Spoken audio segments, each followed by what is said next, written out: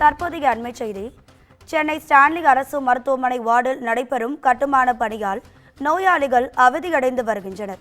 இது குறித்தான கூடுதல் தகவல்களை தருவதற்காக நமது செய்தியாளர் சுதாகர் இணைப்பில் இருக்கிறார்.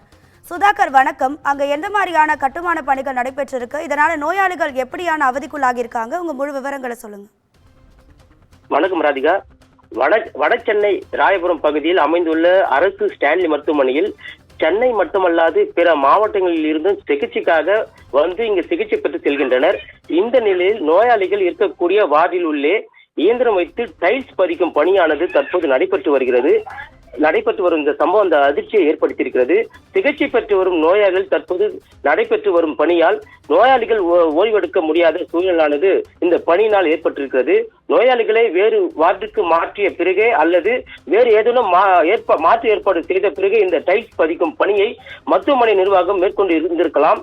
ஆனால் நோயாளியை பற்றி கவலைப்படாமல் இந்த செயலானது அதிர்ச்சியை ஏற்படுத்தியிருக்கிறது ராதிகா.